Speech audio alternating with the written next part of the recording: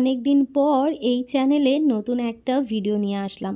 এই ব্লগটা অনেক দিন আগের শ্যুট করে রেখেছিলাম যে এই চ্যানেলে শেয়ার করব বলে, কিন্তু সত্যি বলতে সময় আর হয়ে ওঠেনি। ছোটোবেলা কাজকর্ম সেরে উঠতে উঠতে একটু দেরি হয়ে যায়, তারপর বর কাজে চলে গেলে না আমার ওই ফাঁকা সময়টা কি হয় জানো তো, এই কাজগুলো আর করতে ইচ্ছে করে না। মনে হয় যে কারুর ভিডিও দেখি, একটু কার্টুন দেখি, একটু গান শুনি, একটু শুয়ে থাকি, এইভাবেই সময়টা কাটতে থাকে। আর যেইগুলো আমার ইম্পর্টেন্ট কিছু কাজ থাকে, যেমন ধরো রেগুলার বেসিকে ইউটিউব, ফেসবুক এই সমস্ত জায়গায় আমাকে ভিডিও আপলোড দিতে হয় টাইম মতো, তো সেই কাজগুলো তো করতেই হয়। সেইগুলোর ফাঁকে না এই এক্সট্রা কাজটাকে আমি কোথাও যেন ফেলে রেখেছিলাম। তারপর ভাবলাম না, চলো এই চ্যানেলে ব্লগটা এবার দিয়ে দেওয়াই যাক। Hello everyone, good morning. কেমন আছো তোমরা সবাই? আশা করছি ভালো আছো। আমিও কিন্তু তোমাদের ভালোবাসাতে অনেক ভালো আছি। খুব শিগগিরই তোমরা খুব খুশি হবে, এইটুকু আমি জানি। কেন বলো তো? কারণ আমরা তো অনেক খুশি, আমাদের খুশির ভাগটাও তো তোমাদের সাথে শেয়ার করতে হবে, তাই না? তাই অপেক্ষার অবসান খুব শিগগিরই ঘটবে, আর বেশি দিন বাকি নেই। তো যথারীতি সকালবেলায় উঠে আমার যা কাজকর্ম সেইগুলোই করছি। তবে জানো তো, শীতের সকাল তো, 7:30-8টার আগে ঘুম ভাঙতেই চায় না, কিন্তু কিছু করার নেই, জোর করে কম্বল থেকে নিজেকে বার করে কাজে হাত দিতেই হয়। কারণ সকালবেলার আমার রান্নাবান্না না একটা টাইমে করতে হয়, তোমরা তো সেটা জানো। এতদিন ধরে আমাদের সাথে রয়েছো, এটা নিশ্চয়ই তোমাদের নতুন করে বলার কিছু না।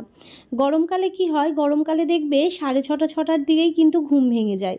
তাহলে কি হয়, সকালের বাসি কাজকর্ম সেরে না আমি একটু রেস্ট নিয়ে তারপর রান্নাঘরে যেতে পারি।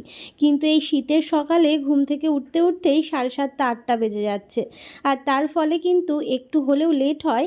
তো সেই লেট হওয়াটাকে ম্যানেজ করার জন্য আমি তড়িঘড়ি করে কাজ করি। সকালের বাসি কাজকর্ম সেরে সময় মতো আমার ওষুধ খাওয়া থাকে, কিছু কি বলবো, রেগুলার ওয়াইজ যেগুলো আমাকে খেতে হয় সেইগুলো খাওয়া, তার সাথে রান্নার চিন্তা ভাবনা করে রান্নার জোগাড় করা যে আজকে কি রান্না করব। কলতলাটা একটুখানি ব্লিচিং পাউডার দিতে হবে, তো ঘরে ব্লিচিং পাউডার আনা নেই, তো ব্লিচিং পাউডার হয় দিতে হবে, আর নইলে যে তারের ব্রাশগুলো আছে না, সেই তারের ব্রাশগুলো দিয়ে একটু ঘষে দিতে হবে। অবশ্যই এটা আমি করব না, এটা আমার বরই করবে, কারণ আমাকে তেমন কিছুই কিন্তু করতে হয় না, এই শুধু রান্না বান্না, ঘরের টুকটাক কাজকর্ম ছাড়া।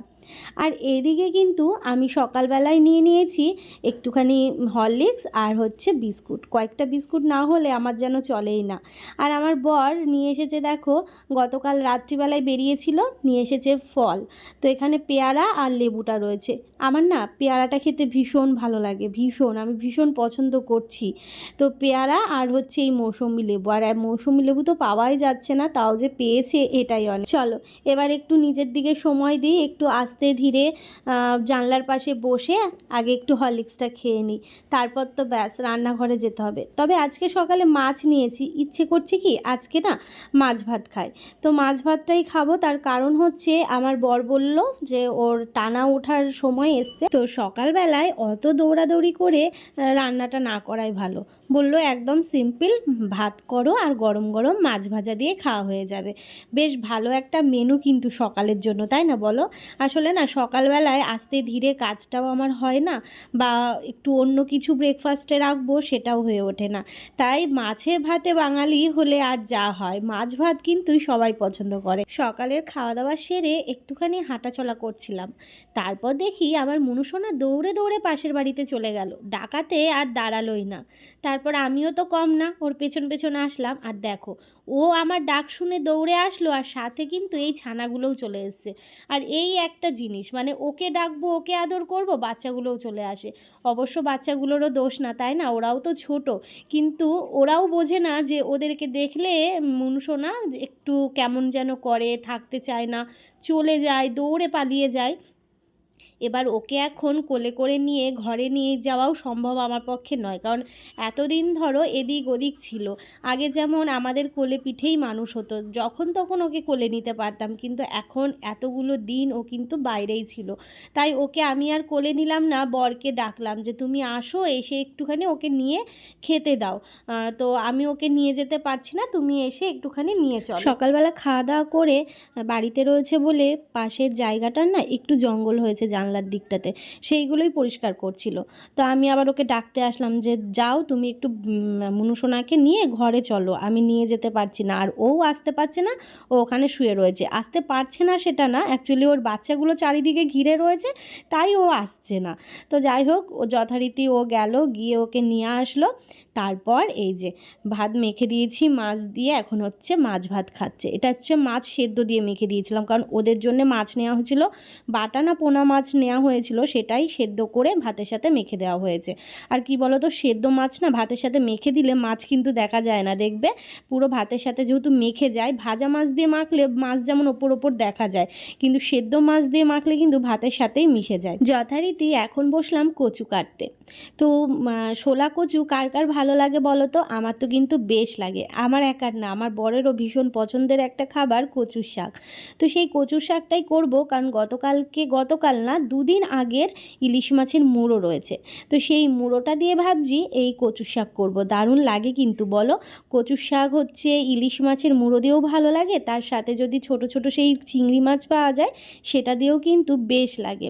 তো যেহেতু এইগুলো একটু হ্যাপার মানে কাজ, কচুর শাক যেমন ছাড়ানো, তারপরে ভাপিয়ে নেওয়া বা সেদ্ধ করে নেওয়া যেটাকে বলে, তো এই সমস্ত কাজ না একটু রয়ে শয়ে না করলে হয় না। আর কচুর শাকটাও রান্না করতেও একটু সময় লাগে।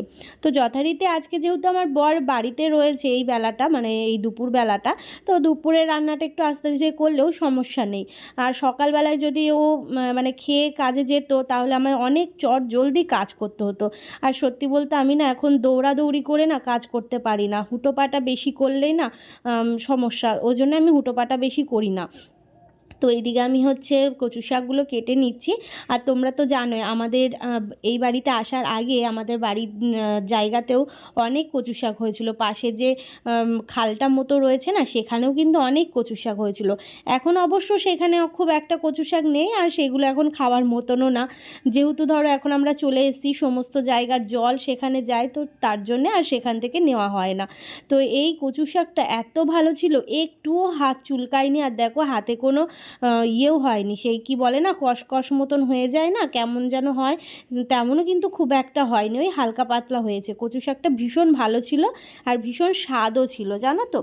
তো যাই হোক, এখানে হচ্ছে আমি কচু শাকটা ধুয়ে নিচ্ছি, রান্নাবান্না করব, আর স্নানটা একটু বেলাই হয়ে যাবে। আসলে এটা বললামই তোমাদের অনেক দিন আগের ব্লগ, তো তখন না আমি কিন্তু এই যে সকাল সকাল যে স্নান করার ব্যাপারটা, যেটা এখন আমি করি, যেমন 11টার মধ্যে এখন স্নান হয়ে যায়, আর তখন কিন্তু আমি রান্নাবান্না সেরে তারপর স্নান করে তারপর পুজো দিতাম। আর কি বলো তো, একটু ঠান্ডা ঠান্ডা ব্যাপার আসছে, তো এবার যদি এখন সকাল সকাল স্নান করে ফেলি তাহলে আবার ঠান্ডা লেগে যাবে, এই ভয়ের চোট। তো আজকে আর রান্নাবান্না তোমাদের সাথে শেয়ার করতে পারলাম না, শুধু রান্নাটা তোমাদের দেখিয়ে দিচ্ছি। তো সকালে 2 পিস মাছ ভাজা খাওয়া হয়েছিল, আর 2 পিস মাছ একটু আলু দিয়ে ঝাল করেছি, আর এই হচ্ছে কচু শাক। কেমন হয়েছে দেখতে জানিও, খেতে তো দারুণ হয়েছিল। চলো, আর আজকে ব্লগ কন্টিনিউ করিনি, এইটুকুতেই ব্লগটা শেষ করছি। ভালো থেকো, সুস্থ থেকো, আর খুব শিগগিরই আসছি খুশির খবর নিয়ে।